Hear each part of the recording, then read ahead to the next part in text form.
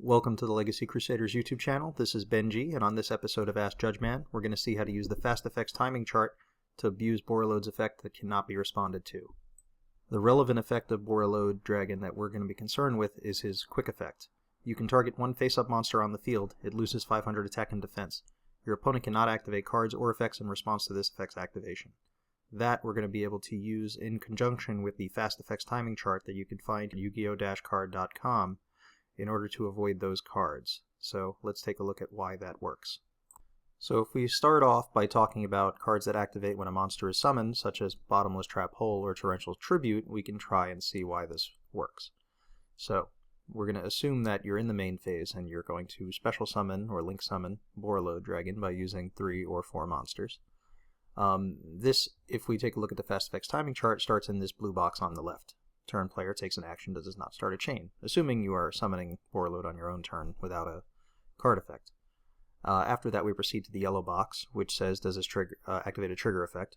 We're going to assume that there isn't some sort of card that activates when a monster is summoned, such as if already face up, lose 1 turn.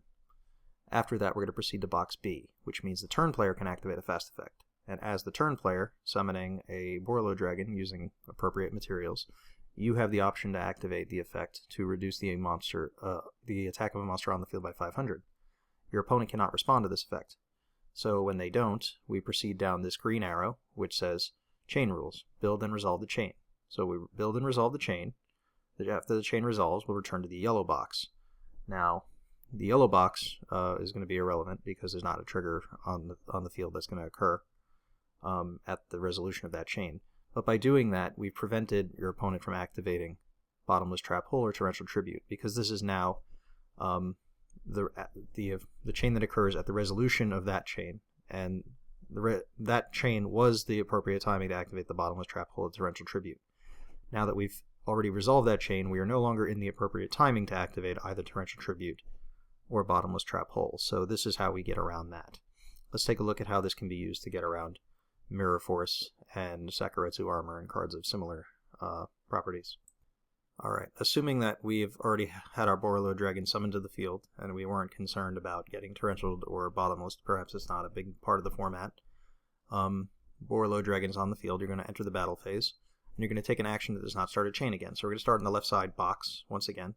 We're going to declare an attack with Borreload Dragon. Now, if your opponent does have a card like Linkuriboh, which is a trigger effect and not a quick effect, they are allowed to activate Linkuriboh at that point. If they don't have Linkuriboh, and they have a Mirror Force, we actually skip the yellow box because Mirror Force and Sakuretsu Armor are trap cards, and therefore quick effects, unlike Linkuriboh, which is a trigger effect, which is just triggered when a monster declares an attack. So that's why this trick doesn't actually work against Linkuriboh. So you would declare an attack with Borreload Dragon. If they don't have a trigger effect, it proceeds to box B, which says you, as the turn player, are allowed to activate a fast effect. So you can use Borreload Dragon to reduce the attack of a monster on the field, whether it be your opponent's or your own, it doesn't really matter. But as soon as you're done with that, because they cannot respond to that, the priority will then move through the Fast Effects timing chart to this green arrow, which will tell us to resolve the chain, and after that chain resolves, we get the opportunity to start a new chain. Although, now that we're starting a new chain, Borreload Dragon did not just declare its attack, so that actually means that you cannot activate a Mirror Force at this point, because the opportunity to activate that was when the attack was declared. But by having turn player priority and following the Fast Effects timing chart, we were actually able to avoid getting Mirror Forced. So it's a pretty cool little trick.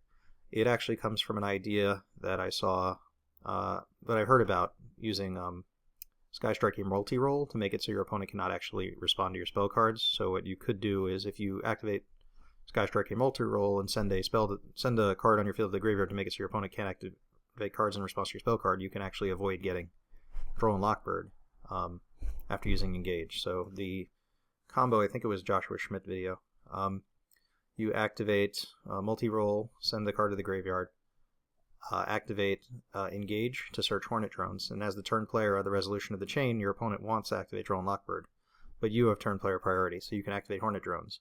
They can't activate cards in response to your spell cards. So when Hornet Drones resolves, this is no longer the appropriate time to use Droll and Lockbird. So you could then use multi-roll and then search Engage and then use Hornet Drones, and you were able to avoid getting drolled at that particular point in time. So it's a pretty cool little interaction, and it all comes from understanding the fast effects timing chart, which I would highly recommend everybody do. Stay tuned. We are going to be doing an updated edition of the How to Play True Draco with TJ, who currently is one of the highest ranked players on Dueling Book using True Draco as of the current ban list, because we do have the highest ranking video on How to Play True Draco on YouTube at the moment, although it is based on the prior ban list. So we do want to fix that and make a new one. So we'll see you for that.